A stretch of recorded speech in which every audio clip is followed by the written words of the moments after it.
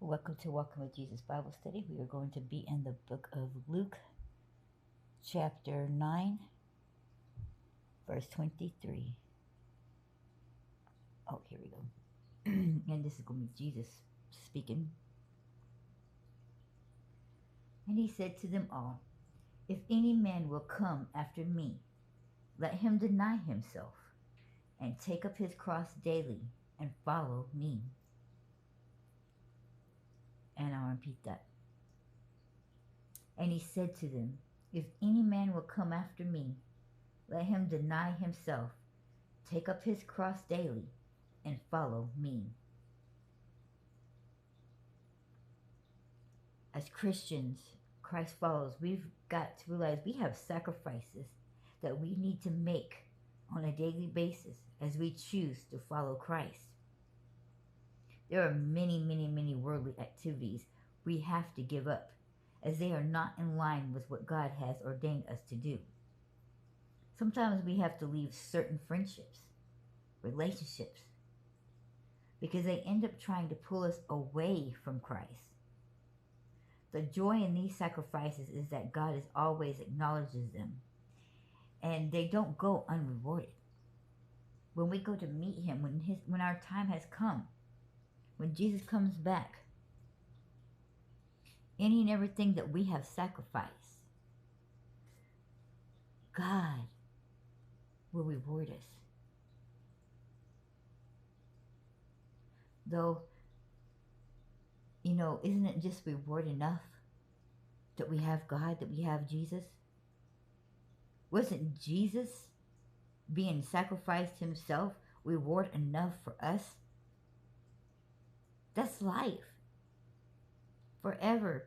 For eternity. Many of us find it very hard to give up certain things and to do certain things.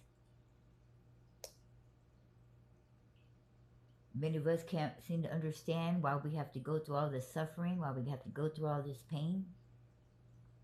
But we need to be reminded just how much Jesus suffered for us.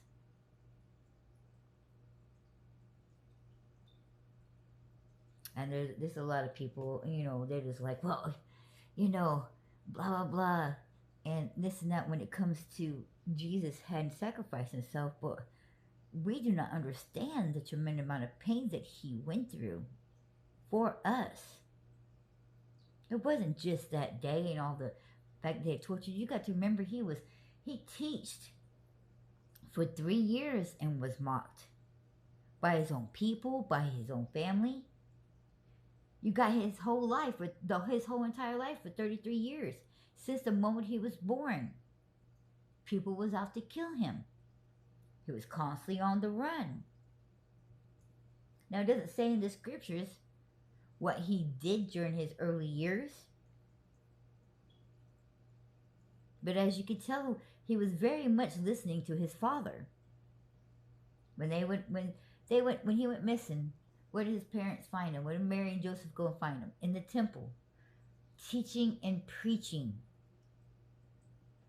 to the Pharisees, to the high priests in these temples. Now, he must have been in close relationship with God the Father to have known such things, to teach these people. I mean, he was in a lot of prayer. It shows in the time of the scriptures when he was teaching and walking, that when he was not with the disciples, that he went away and went into the garden, or he went over here, and he was constantly in prayer.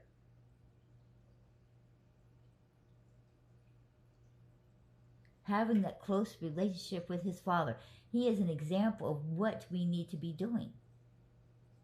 We need to be in prayer at all times.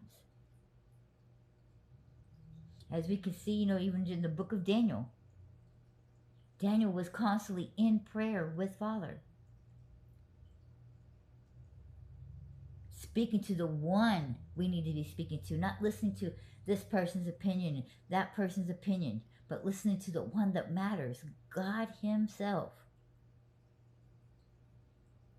He was constantly given thanks, no matter what he was going through, and he was taken away from his homeland. ripped into captivity, and yet he was given thanks. Why? Because he still lived.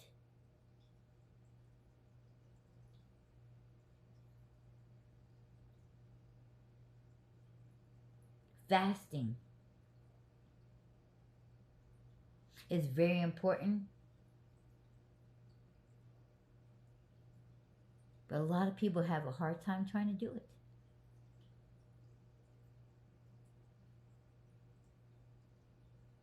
Some people don't have such a hard time trying to do it. I was pretty good at fasting all the time, going 3 days, no food, no water, 3 days, and just staying in prayer and just staying in the Word. But I am not joking. I mean, I literally had no problem with it. Been doing it all this whole time and not one time have a problem with it. But I'm going to tell you right now, for the past 2 months, I have failed every time I try to go fast. And I don't know what it is. I do know what it is. It's the enemy, the devil trying to keep me from doing it. And I'm sitting here bewildered by myself. I'm like, why is this? Seems like it's impossible to do when I've never had no problem before. But yet these past 2 months, every single time I try, either I make it the whole day and starting the second day and boom. And I've never had this problem before. It's never been such a hard struggle before, and I just can't understand it. And then I'm beating myself up about it. You got to have a right mind. You're not supposed to have an attitude while doing it. And a lot of times the devil uses that against me. One time I had got started, and it was like the whole entire day. And during that day, I was irritable and had an attitude was going, and it just kept playing in my mind, that you're not doing it right because you have an attitude about it. And even though I wasn't necessarily complaining about the fast itself, the fact that I was having an attitude towards everything was like eating me up and was constantly saying to me, see, you're not in the right mind. You might as well just not even just start the fast tomorrow. That way you can be in the right mind, pray about it and get it out. And that was the devil making me start. It was a lie and trick. But you are supposed to be in the correct mind. You're not supposed to have an attitude. You're supposed to be in a grateful mind. Your eyes are not supposed to be viewing anything that's not biblical. You're supposed to be in the Word the whole time. A lot of people say only when you don't eat are you supposed to be in prayer and read. That is a lie from the pit of hell. That is such a lie. When you're fasting, your whole time you're fasting is supposed to be devoted to God, giving Him thanks. You are at a temple.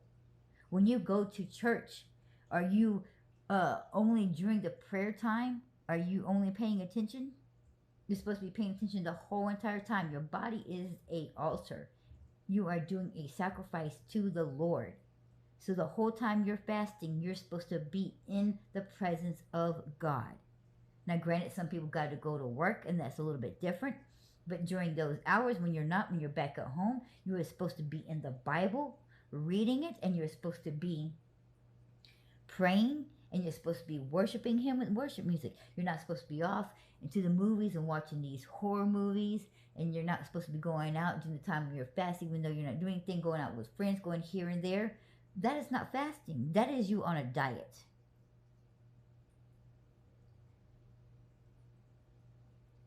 So some of you are having a pretty good, easy time. Maybe you're not fasting correctly. Because it's supposed to be all of you in His presence the whole entire time.